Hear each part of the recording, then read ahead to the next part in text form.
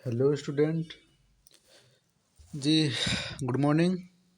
आज हम सीटेट 2023 जो दिसंबर में हुआ था उसके 30 क्वेश्चन डिस्कस करेंगे, सीडीपी वाले, पेडागोजी वाले। ठीक है, तो बिना देरी के शुरू करते हैं। आप देख रहे हैं कि 130 तक आता है। पार्ट 1 में आता है चाइल्ड डेवलपमेंट एंड पेडागोजी। ठीक है, तो पहला क्वेश्चन है, महारत उन्मुख शिक्षार्थी आमतौर पर सफलता का श्रेय डैश को देते हैं और असफलता को डैश।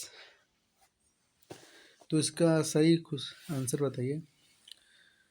तो सबसे पहले हमें क्या करना है, जो हम अपनी सफलता और असफलता को किस्मत पर नहीं छोड़ सकते। ठीक है, जो हम प्रयास करते हैं उस पर ही हमारी सफलता और असफलता निर्भर होती है। तो हम किस्मत वाले सारे ऑप्शन काट देंगे। तो तीसरा भी चला गया क्योंकि इसमें अच्छी किस्मत है, और पहला भी चला गया अच्छी किस्मत और ख़राब किस्मत दूसरा। तो इसका सही आंसर होगा चौथा, योग्यता और कोशिश कॉमा अपर्याप्त कोशिश। मतलब जो हमारे महारत उन्मुख शिक्षार्थी हैं आमतौर पर सफलता का श्रेय योग्यता और कोशिश को देते हैं, और असफलता का श्रेय हम देते हैं अपर्याप्त कोशिश। मतलब हम अगर असफल हुए हैं तो कहीं ना कहीं हमारी ही कमी है, ऐसा हम सोचते हैं। ठीक है, तो हम दूसरे क्वेश्चन पर आते हैं। इंग्लिश मीडियम वाले जो बच्चे हैं, इंग्लिश मीडियम वाले, वो इंग्लिश मीडियम में पढ़ सकते हैं, उनका जवाब दे सकते हैं। और अगर मैंने कोई आंसर गलत बताया है तो आप उसको करेक्शन करके कमेंट में बता सकते हैं। ठीक है, तो दूसरा क्वेश्चन है, निम्नलिखित में से कौन सा कथन विकास के समीप दूराभिमुख सिद्धांत का प्रतिनिधित्व करता है। देखो, मैं बता दूं आपको कि ये आप कुछ पॉइंट ना इंग्लिश में ही ध्यान रखने की कोशिश कीजिए।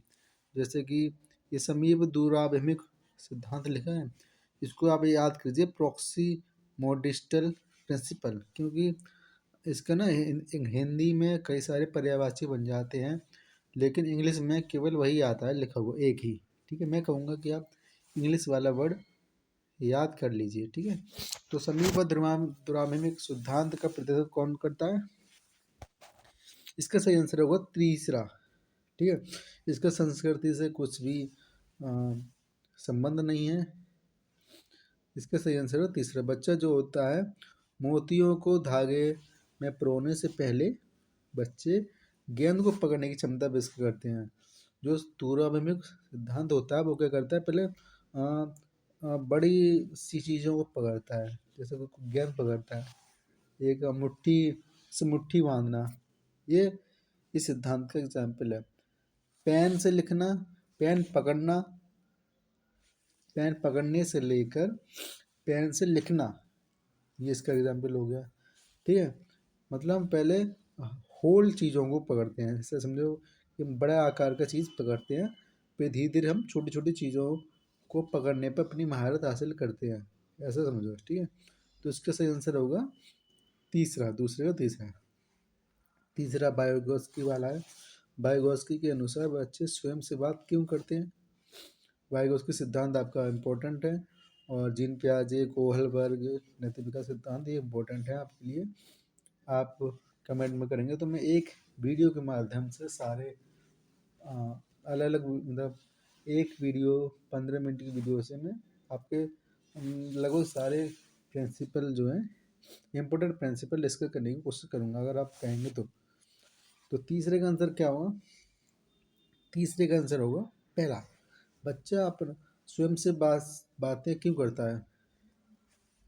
वाइगोत्स्की के अनुसार विचार और आत्म नियमन में सहायता के लिए। ठीक है, मतलब खुद में गुनगुना, आप कह सकते हैं गुनगुना, खुद खुद बच्चे खुद में गुनगुनाते हैं ना, हमें उन्हें अजीब, मतलब हमें हमें लगता है कि वो थोड़ा अजीब व्यवहार कर रहे हैं, लेकिन नहीं, वो अपने विचार को और मजबूत कर रहे होते हैं अपनी आत्म नियमन में हेल्प के लिए, ताकि जैसे कंटेस्ट हम करते हैं ना, हम बड़े हो जाते हैं तो बड़े हो जाते हैं हम जानबूझ कर कंटेस्ट करते हैं, लेकिन बच्चे जो है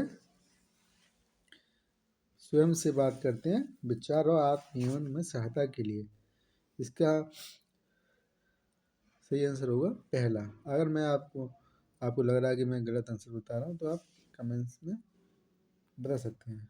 चौथे का आंसर, सामाजिक संचार में चुनौतियाँ किसमें स्पष्ट होती हैं? तो इसमें ADHD है, पहला ADHD, attention deficit hyper activity disorder, मस्तिष्क पक्षाघात है, स्वलिन क्रम विकार है और अधिगम विकलांगता है। ठीक है, इसमें सही आंसर होगा स्वलिन क्रम विकार। स्वलिन मतलब जो स्वयं में ही लीन होता है, मतलब किसी से बात ना करना, अकेले ही रहना ऐसा। तो इस ऐसे पर्सन क्या है, वो समाज से बात करने में हिचकिचाते हैं। ठीक है, थोड़ा असहज महसूस करते हैं। तो वही पूछा है कि सामाजिक संचार में चुनौतियाँ किसमें स्पष्ट होती हैं? वो होते हैं ऑटिज्म स्पेक्ट्रम डिसऑर्डर वाले बच्चों में, स्वलिन क्रम विकार वाले में। पांचवें का आंसर बताइए, वाइगोस्की के सीखने और विकास के सिद्धांत के अनुसार निम्नलिखित में से कौन सा आलंबन का उदाहरण है? देखो, अब आलंबन लिखा हुआ आ गया। हिंदी में कई सारे बड़ा बना सकता है एग्जामिनर, लेकिन इंग्लिश में केवल एक ही शब्द बनाएगा, स्कैफ फोल्डिंग। देखना अभी स्कैफ फोल्डिंग लिखा हुआ है। तो कुछ जो शब्द हैं वो आप इंग्लिश में ही याद करने की कोशिश करिए। इसको पहाड़ बोल देता है, कभी कभी ढांचा बोल देता है, लेकिन आप इसका फोल्डिंग याद करिए केवल। मैं तो ऐसे कहूँगा।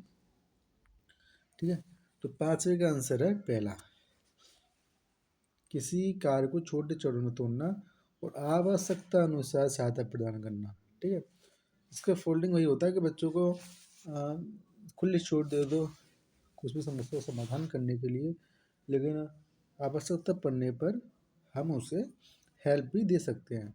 ठीक है, सारी समस्या में हेल्प नहीं करनी है, जो हमें लगे कि उसको आवश्यकता की ज़रूरत है तब दे दो, ताकि समस्या समाधान करते समय उसको कोई दिक्कत ना आए। छठे का बताइए, लेखन में वैकल्य की विशेषता। कितना कठिन शब्द लिखा, लेखन वैकल्य, विकलांगता। इसका मैं यही कहूँगा कि इसमें भी आप इंग्लिश का डिस्ग्राफिया याद रखिए, ज़्यादातर तो डिस्ग्राफिया ही याद रखते हैं। तो लेखन में विकलांगता है तो लिखित कार्य में चुनौती, उसको लिखित कार्य में थोड़ी सी दिक्कत होगी।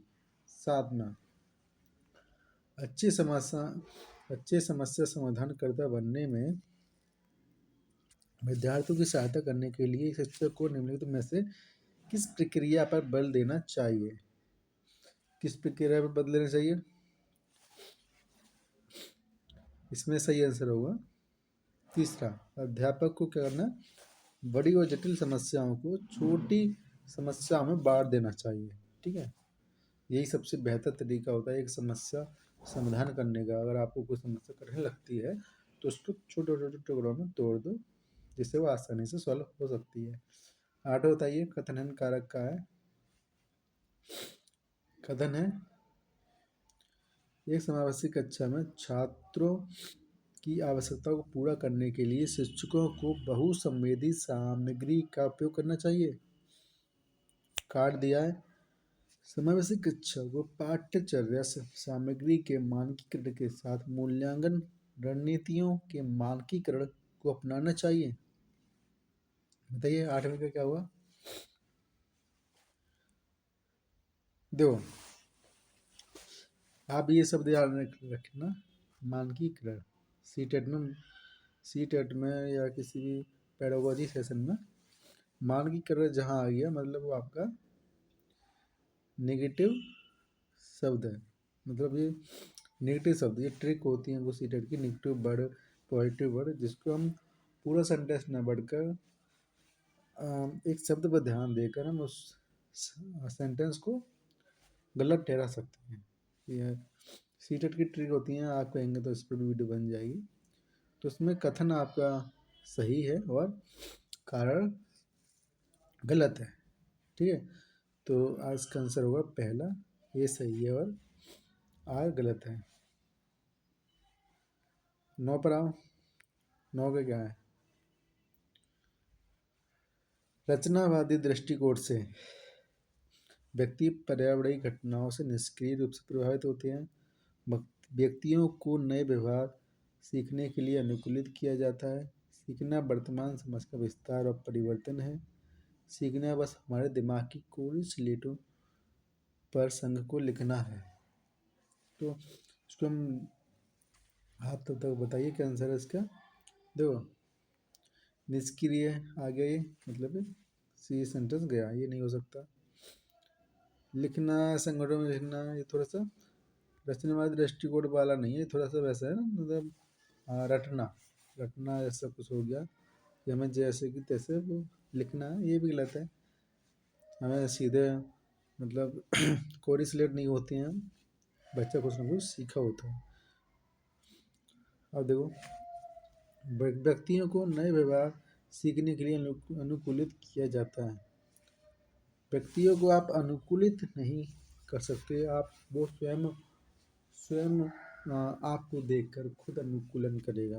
आप नहीं अनुकूलित कर सकते, तो ये भी गलत है। रचनावादी दृष्टिकोण क्या होता है? वो वर्तमान समस्या विस्तार करता है। रचनावादी दृष्टिकोण जो है करंट पर ध्यान देता है, जो चल रहा है अभी उस पर, प्रेजेंट पर, ठीक है। तो सीखना वर्तमान और समझ का विस्तार और परिवर्तन है, ये रचनावादी दृष्टिकोण बताता है। 10वां का बताइए। 10वां, इसमें कथन और कारक है।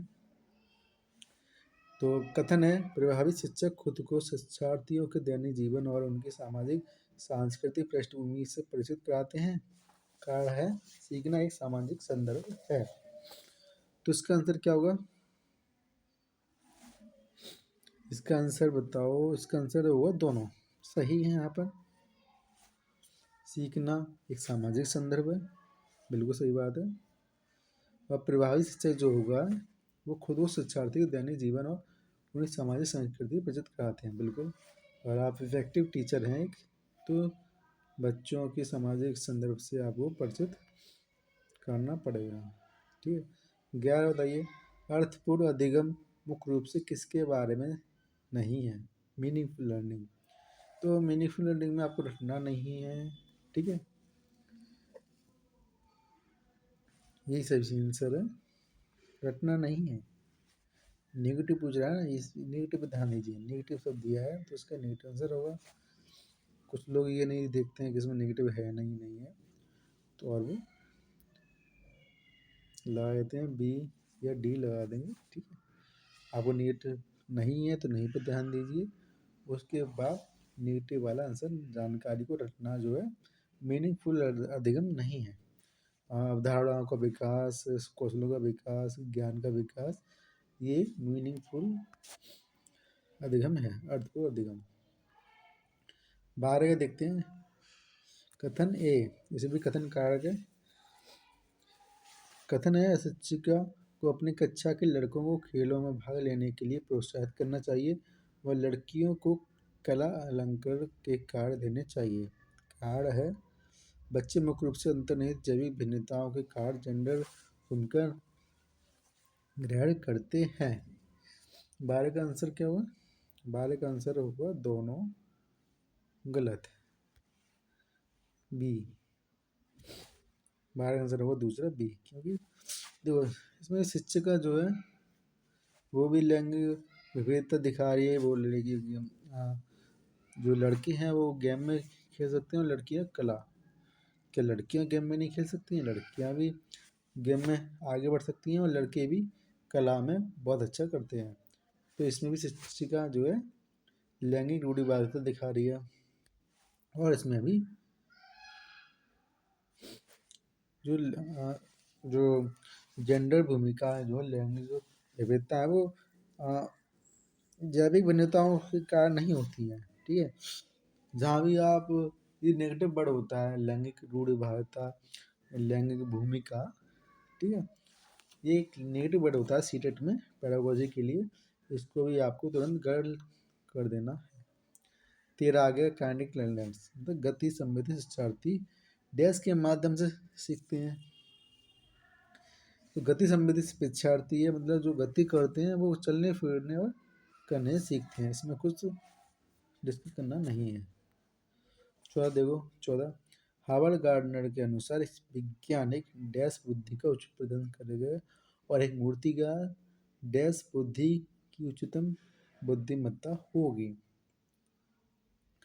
तो इसमें हावर्ड गार्डनर के अनुसार जो वैज्ञानिक है, वैज्ञानिक क्या है, वैज्ञानिक तार्किक और गणितीय बुद्धि के प्रयोग करेगा, बिल्कुल सही।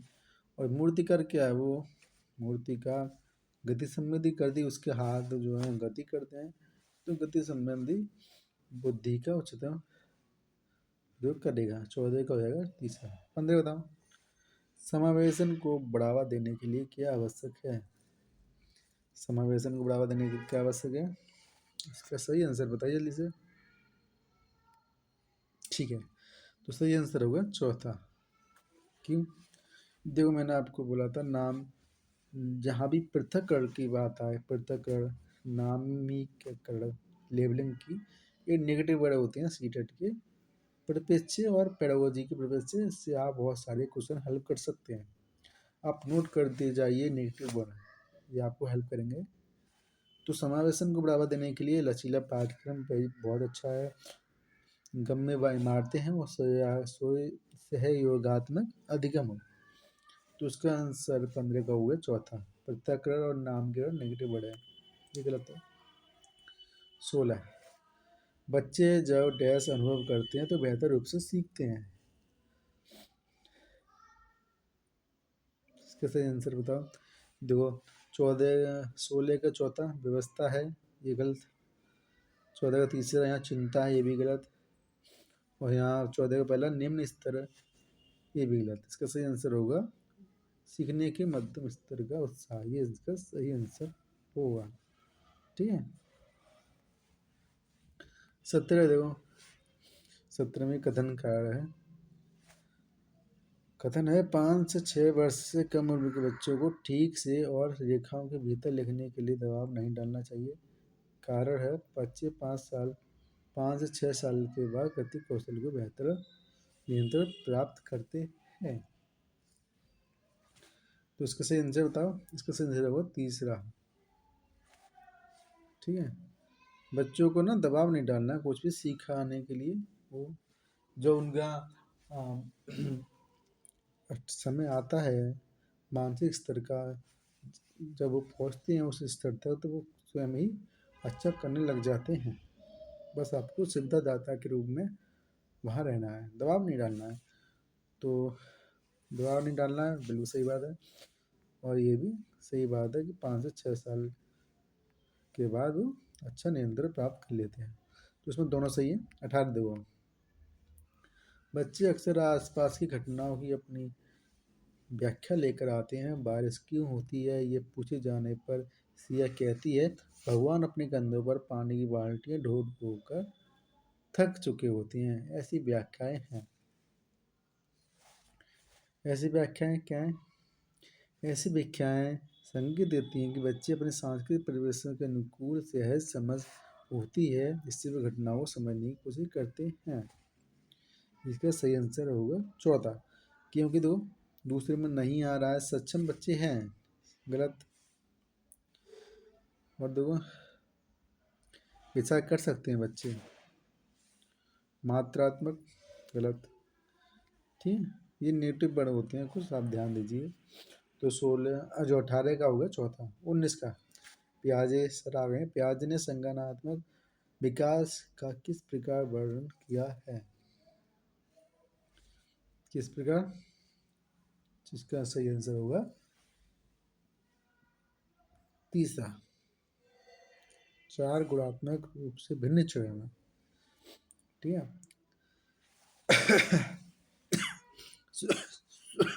सॉरी खांसी है थोड़ी सी।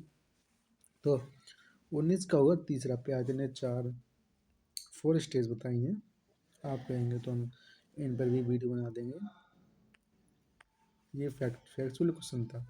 सीटेट जो फैक्चुअल क्वेश्चन कम पूछता है लेकिन पूछ लेता है, हम इनको इग्नोर नहीं कर सकते। अब आया है 20 का। 20 का क्या है, विद्यालय में खेलने के समय ऋषभ एक 7 वर्षीय लड़के ने खेलने के लिए गुड़िया उठाई। उसके कुछ साथियों ने उसकी इस पसंद के खिलौने के लिए उसका मजाक उड़ाया। एक शिक्षक जो अपने विद्यार्थियों को लैंगिक भूमिका के संदर्भ में लचीलापन विकसित करना चाहता है, तो इस स्थिति में निम्नलिखित में से कौन सी प्रक्रिया देनी चाहिए? कौन सी प्रक्रिया देनी चाहिए? इसका सही आंसर होगा तीसरा। ये सबको गुड़िया के साथ खेलने देना चाहिए और दूसरे बच्चों को कहना चाहिए कि वो भी अपनी पसंद का कोई खेल चुन सकते हैं। ठीक है, लड़के क्या लड़के आ, कुछ लड़के ऐसी सोच विकसित कर लेते हैं कि लड़कियां ही गुड़िया से खेलती हैं। ठीक है, जो ये गलत बात है। खिलौना खिलौना जो है, खिलौनों पर किसी भी लैंगिक रूप से विशेष रूप से अधिकार नहीं होता है। किसी भी खिलौने से कोई भी खेल सकता है। ठीक है, ये एक लैंगिक रूढ़िवादिता का उदाहरण है जो कि हमें नहीं करना चाहिए।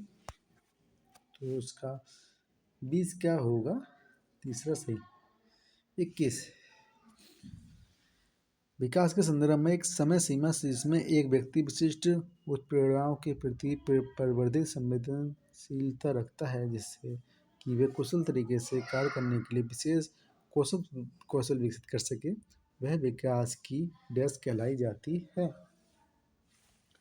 तो वह विकास की चुनौतीपूर्ण अवधि कहलाई जाती है।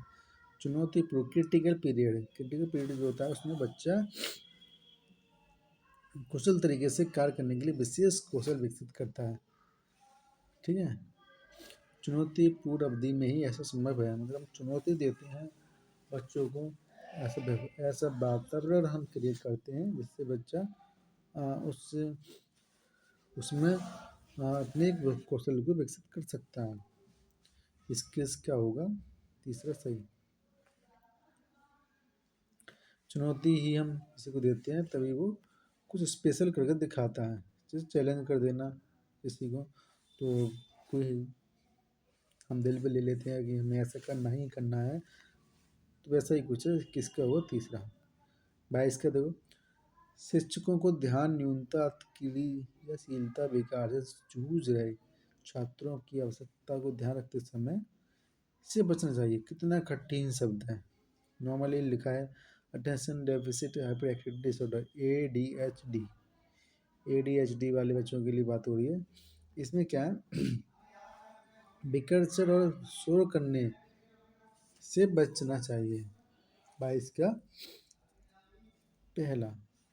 वैसे ही बच्चे अपना ध्यान नहीं लगा पाते हैं, ऊपर से जब आप शोर मचाएंगे और उनके सामने डिस्ट्रैक्शन विकर्षण रखेंगे तो और वो ध्यान नहीं लगा पाएंगे। ठीक है, तो 22 का पहला। और सारे पॉजिटिव हैं इसमें, ये नेगेटिव है। 23 लॉरेंस कोहलबर्ग ने तर्क दिया कि लॉरेंस कोहलबर्ग ने नैतिक विकास का सिद्धांत दिया है। आपको पता ही है, नहीं पता है तो बताइए, हम एक वीडियो इस पर भी बना देंगे। इम्पोर्टेंट है लॉरेंस कोहलबर्ग का सिद्धांत नैतिक विकास की कितनी चरणों में वो होता है। फैक्चुअल क्वेश्चन है ये। 24 का, ये कोहलबर्ग फिर से आ गए, इम्पोर्टेंट है ये, मैं पहले बता चुका हूँ। कोहलबर्ग के नैतिक विकास के किस चरण में व्यक्ति का नैतिक व्यवहार मुख्य रूप से इस मानसिकता पर निर्भर करता है कि लोग मेरे बारे में क्या सोचेंगे। ये पारंपरिक कन्वेंशनल स्टेज होती है, पारंपरिक स्तर। ठीक है, इसमें बच्चा जो समाज के अनुसार चलने के लिए सोचता है कि लोग मेरे बारे में क्या सोचेंगे। ये पारंपरिक सोच है कि लोग मेरे बारे में क्या सोचेंगे। 25 तीन प्रयास के अनुसार एक बच्चा जो सरल गणितीय उत्क्रमण जैसे 4+5=9, तो 9 - 5=4 के पीछे तर्क समझने में समर्थ है। इसका कार्य क्या है? इसका कार्य है, बताइए जल्दी। इसका कार्य है अब अपरिवर्तनीयता, यानी रिवर्सिबिलिटी। मतलब कि ऐसा समझिए, ऐसा कि जैसे कि हाँ, आपने कोई ड्राइंग बना दी। ठीक है, ड्राइंग बना दी, आपने कुछ लिख दिया, तो आप बच्चे को श्याम पट पर आपने लिख दिया और आप बच्चों को बोले चलो इसको मिटा ले दिखाओ, तो बच्चा कह रहा है अरे मिटा लूँ कैसे, जबकि उसके पास डस्टर है, हाथ का भी उपयोग कर सकता है, डस्टर है, कॉपी पर है तो कॉपी पर इरेजर से इरेज कर सकता है। वैसा ही यहाँ पर मतलब हम पहले एक स्टेप चढ़ जाएं और एक स्टेप वापस नहीं आ पाए, ठीक है। ये तरह का बच्चा नहीं समझ पा रहा है। जैसे 2+3=5 है, ठीक है, तो 2 - 3 2 मतलब 3 - 2 = 3 है, तो ये बच्चा नहीं समझ पाता, उल्टा व्यवहार नहीं कर पाता। ये इनरिवर्सिबिलिटी बच्चे में अभी नहीं आई है। ये भी जीन पियाजे के सिद्धांत में आपको जब पढ़ाया जाता है। 26 देखो फिर से कथन का सीटेड ना, कुछ लोग सीटेड को हल्के में ले लेते हैं, और बच्चों का खेल। जैसे मैं भी केवल एक ही बार सीटेड की तैयारी किया हूँ, एक ही बार। उसके बाद मैंने एक ही बार सीटेड के बारे में कुछ नहीं पढ़ा, केवल एक बार पेडागोजी पढ़ी थी, ऑफलाइन, ऑनलाइन नहीं, ऑफलाइन। उसके बाद मुझे पेडागोजी पढ़ने की कभी ज़रूरत नहीं पड़ी, वो हर बार मेरा सीटेड निकलता है, ठीक है। तो देखो कथन कथन है, शिक्षकों को छात्रों से दूरी बनाकर रखनी चाहिए, अधिगम की प्राथमिक जिम्मेदारी नहीं डालनी चाहिए। कारण है, अधिगम एक लोकतांत्रिक वातावरण के बजाय एक एकाधिवादी वातावरण में प्रभावी ढंग से होता है। दो नेगेटिव पॉइंट, लोकतांत्रिक वातावरण एक पॉजिटिव पॉइंट है, लेकिन इसके बजाय हम क्या कर रहे हैं, एकाधिकारवादी वातावरण, ये एक नेगेटिव पॉइंट है। तो इसमें कारण हो गया गलत, ठीक है, कारण हो गया गलत। देखो शिक्षकों को छात्रों से दूरी बनाकर रखोगे तो आप एक इफेक्टिव टीचिंग नहीं कर सकते, ठीक है। तो इसमें दोनों गलत हैं, ए और बी, ए और आर दोनों गलत हैं। 27 को देखिए फिर से कथन का, ये लेवल को हाई बनाने के लिए सीटेड कथन और कारण को आप ज़्यादा मात्रा में पूछने लगा है। शायद जो फरवरी में जो सीटेड होगा उसमें ऐसे ही सवाल ज़्यादा आए। सॉरी। तो इसमें कथन है, शिक्षकों द्वारा प्रदान किया गया आलम्बन बच्चों को सीखने की प्रक्रिया में बाधा डालता है? नहीं, बाधा नहीं डालता है, हेल्प ही करता है बच्चों को। लेव वार्गस्की ने प्रस्तावित किया कि बच्चे स्वतंत्र रूप से वातावरण पर कार्य करके और उसमें हेरफेर करके सीखते हैं। नहीं, इसमें भी दोनों गलत है। लेव वार्गस्की ने सामाजिक वातावरण से बात के बारे में बात की, बच्चा सामाजिक वातावरण में रहकर ही सीखता है, जबकि इसमें मना कर रहा है कि स्वतंत्र रूप से सीखता है, ऐसा कुछ नहीं है। ये वॉयगोस्की के अनुसार चल रहा है, तो ये गलत है। 28 क्या है, निम्नलिखित में से कौन सा बाहरी अभिप्रेरणा का सही वर्णन है? बाहरी अभिप्रेरणा जो होती है वो वातावरणीय परिणामों से आती है। तो बाहरी मतलब एक होती है इंटरनल और होती है एक्सटर्नल। एक्सटर्नल अभिप्रेरणा जो होती है, हम किसी को देख कर, किसी से अर्जित कर कर, किसी से मोटिवेट कर कर, किसी के बारे में सोच कर, माता पिता के बारे में सोच कर, मतलब बाहरी वातावरणीय कारणों से आती है बाहरी अभिप्रेरणा, ठीक है। इसमें होगा 28 का पहला सही। 29 का देखो, पियाजे के संज्ञानात्मक विकास के सिद्धांत की समृद्धि चालक अवस्था के दो महत्वपूर्ण संज्ञानात्मक विकास मिल के पत्थर हैं। इसका होगा वस्तु स्थायित्व और स्थगित अनुसरण। तो कितना कठिन शब्द है। वस्तु स्थायित्व तो चला लोग समझ लेते हैं, उससे भी कठिन है स्थगित अनुसरण। ऑब्जेक्ट परमानेंस मतलब वस्तुतः स्थायित्व, और डिफर्ड इमिटेशन मतलब स्थगित अनुसरण, ठीक है। तो सही आंसर होगा 29 का तीसरा, ये भी पियाजे के सिद्धांत में आता है। तो 30 का लास्ट क्वेश्चन है, बच्चे डैश अनियंत्रित पैदा होते हैं, उन्हें सामाजिक होने की आवश्यकता होती है। इस दुनिया में अनुवांशिक कोड के साथ आते हैं जो उनकी नियति तय करते हैं। उस सामाजिक सांस्कृतिक संदर्भ से बहुत प्रभावित होते हैं जिनमें वे बड़े होते हैं। इन संसार में खाली स्लेट या कोरी पट्टी के रूप में आते हैं। नहीं, बच्चे कोरी पट्टी के रूप में नहीं आते हैं, कुछ ना कुछ सीख कर ही आते हैं। ठीक है, अनियंत्रित पैदा नहीं होते हैं। ठीक है, ये भी गलत है। और क्या है, अनुवांशिक कोड के साथ आते हैं, नहीं, ये नियति तय नहीं करते। बच्चे समाज के अनुसार अपना ही अलग कुछ लक्ष्य पा सकते हैं। इसका 30 का सही आंसर होगा तीसरा। सामाजिक संदर्भ से बड़े प्रभावित होते हैं, बिल्कुल सही बात है, इसमें बड़े होते हैं। ठीक है, आप एक जैसे मोगली का उदाहरण दो, इंसान का बच्चा था, वो जंगल में रहा तो वो जानवरों की तरह व्यवहार करने लगा। वही हम कई जो जानवर हैं उनको पाल कर, उनको ट्रेन कर कर बहुत कुछ सिखा भी देते हैं। तो हमारे सामाजिक और सांस्कृतिक वातावरण का बहुत प्रभाव पड़ता है जिसमें हम बड़े होते हैं। ठीक है, तो हम अगली बार फिर से मिलेंगे किसी सी टेट के दूसरे प्रीवियस ईयर पेपर से। तो तक के लिए नमस्कार, मिलते हैं कल। बेस्ट ऑफ लक, पढ़ते रहिए, आगे बढ़ते रहिए।